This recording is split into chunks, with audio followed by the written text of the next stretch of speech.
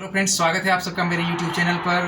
आप लोगों ने कैलाश खेर जो गायक हैं उनका नाम सुने ही होंगे।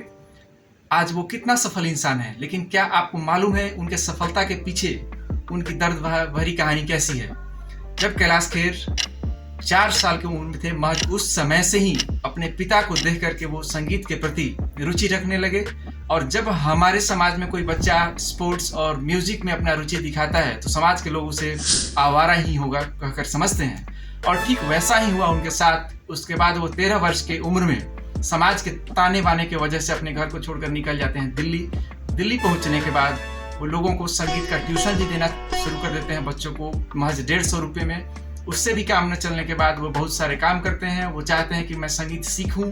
उस समय उनके पास पैसा नहीं था। जब वो कुछ जॉब करने लगते हैं तो जॉब की नेचर ऐसी होती है कि जब जॉब ओवर होता है उनका, उस समय के बाद क्लास भी ओवर हो चुका होता है, वो चाह कर भी अपने जिंदगी में कभी संगीत नहीं सीख पाए। इसके बाद उन्होंने एक अपने फ्रेंड के साथ दिल्ली में ही एक्सपोर्ट का बिजनेस, हैंडीक्राफ्ट एक्सपोर्ट का बिजनेस स्टार्ट किया, जो दिल्ली से जर्मनी में भेजते थे। लेकिन वहाँ भी व्यापार ठीक ठाक ही चल रहा था। उन्होंने एक प्लॉट भी बुक करा रखा था। वो सोचते थे कि उसी में आगे घर बनाकर अपने माँ और पिता को भी वहाँ पर रखेंगे। लेकिन जैसा हम चाहते हैं वैसा होता तो है नहीं। समय हमें समय पर चैलेंज करती रहती है। कैलाश के साथ भी ऐसा ही हुआ, और अंत में उन्हें अपना दिया हुआ, उस जमीन के एवज में दिया हुआ पैसा भी गंवाना पड़ा, व्यापार से भी हाथ धोना पड़ा। वो काफ़ी फ्रस्ट्रेट हो गए। फ्रस्ट्रेट होने के बाद वो पुनः सिंगापुर और थाईलैंड गए उससे रिकवर होने के लिए। वो सोचे कि वहीं पे हम कुछ करेंगे।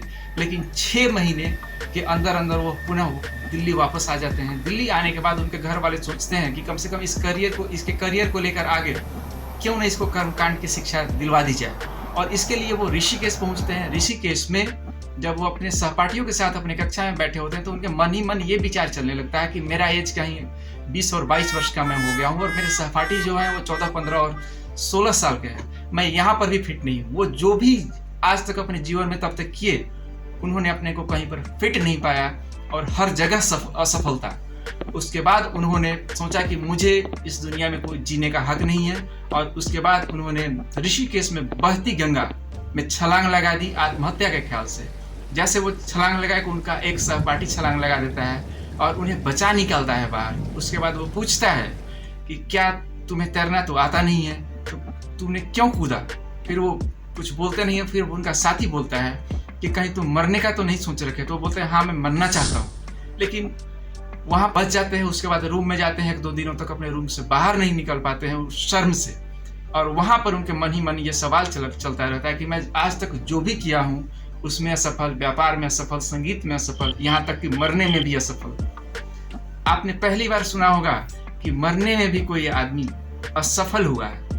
इसके पीछे ये कारण बताते हैं कि आप जितने ही दुखी होते हैं, दुख के दिनों में होते हैं, संघर्ष के दिनों में होते हैं, आप ईश्वर के उतने ही करीब होते हैं। आपको ईश्वर कुछ देना चाहते हैं, आप परमात्मा के बिल्कुल करीब होते हैं। और उसके बाद वो ऋषिकेश के घाटों पर अपना भजन गाना शुरू करते हैं, जहाँ पे गंगा घाटों पे आरती होती है। आरती शुरू होने से पहले जब लोगों का आना वहाँ पर जारी रहता है, जब लोग बैठना जारी रखते हैं, उस समय वो अपना भजन गा रहे होते हैं। और उसी समय जो संत हिमालयों से उतरकर उन दिनों नीचे आए होते हैं, वो उनके भजन पर नाचना शुरू कर देते हैं। वो कम्बल ओढ़े होते हैं, अपने मुसल्ले को खोल करके नाचना शुरू करते हैं।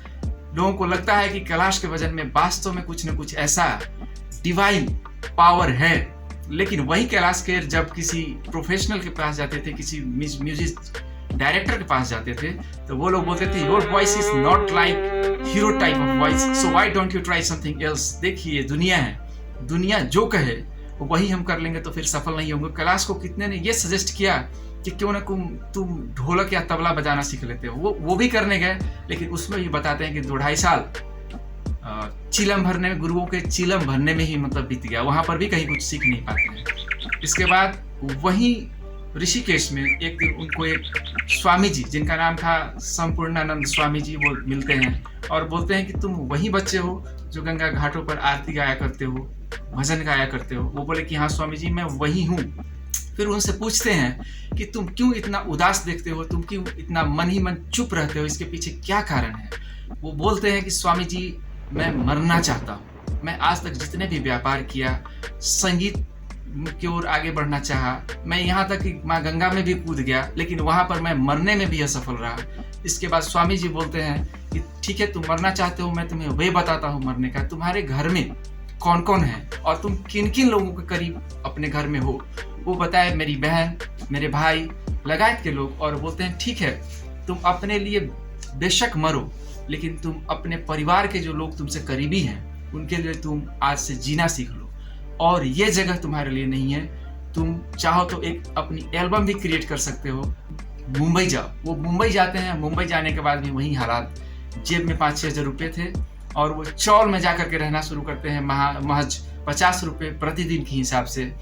पैर में चप्पल भी नहीं होते थे ढंग का। ऐसे रही है उनकी संघर्ष। वहाँ पर भी पहुँचने के बाद जब कहीं भी जाते थे लोग उनको आवाज़ को नकार दिया करते थे लोग। उसके बाद एक दिन नक्षत्र ज्वेलर्स की ऐड के लिए जिंगल्स की ज़रूरत थी। उनके पास एक कॉल आता है कि इज़ दिस कैलाश खेर। वो बोलते हैं कि हाँ, can you come to this studio tomorrow at this time. वो वहाँ पर पहुँचते हैं। वहाँ पहुँचने के बाद वो सोचते हैं कि कुछ उनको डायरेक्ट किया जाएगा कि तुम इस तरह से गाओ, ऐसे गाओ, लेकिन कुछ भी नहीं। सीधे वहाँ पर वो पहुँचते हैं और उनको सीधा बोला जाता है कि तुम शुरू करो। वो सोचते हैं क्या करूं। और वहां पर उस ऐड के लिए ऐश्वर्या राय आती हैं, जो कि हम सब जानते हैं कि वो ऐश्वर्या राय एक मिस वर्ल्ड रह चुकी हैं। और सीधा वो दौड़ती हैं, उनको कैमरा फॉलो करता है और कैलाश खेर ऐसे ही कर देते हैं तुम तना करके। और उसके बाद उनको बाहर बुलाया जाता है। उनको लगता है कि मैं यहाँ पर भी असफल हूँ, लेकिन वहां पर भी उनको बोला जाता है where were you man, Mumbai badly needs you. ये कह करके उनके नए नए म्यूजिक डायरेक्टर होते हैं राम संपत, जो बोलते हैं कि कैलाश तुम मुंबई को कभी मत छोड़ना। और ठीक कैलाश कर ऐसे ही संघर्ष करते गए। और उसके बाद उन्होंने मौका मिला उनको, बहुत सारे उन्होंने जिंगल्स गाया है। उसके बाद उन्हें अंदाज फिल्म में रब्बा इश्क न होवे गाना उनका फर्स्ट गाना है। उसके बाद बहुत सारे गाने उनके अभी तक आ चुके हैं। वो 20 से ऊपर भाषाओं में अभी तक गा चुके हैं। और उसके बाद जो कैलाश खेर की सफलता की जो जर्नी शुरू होती है, आज तक नहीं रुकी है। उन्होंने पद्मश्री अवार्ड से लेकर न जाने भारत के अंदर बहुत सारे अवार्ड्स हैं, सबको उन्होंने पाया है। ऐसे शख्सियत हैं कैलाश खेर। और वो बोलते हैं जिंदगी जीने के लिए हमें झूठ बोलने की जरूरत नहीं है। हम सच्चे मन से भी सच रहकर भी अपनी जिंदगी को जी सकते हैं। तो मित्रों, कैलाश खेर की कहानी आपको कैसी लगी? एक बार मेरे इस वीडियो को देखिएगा। अच्छा लगे तो मेरे चैनल को सब्सक्राइब कीजिएगा, लाइक कीजिएगा। आप सबका दिन शुभ हो।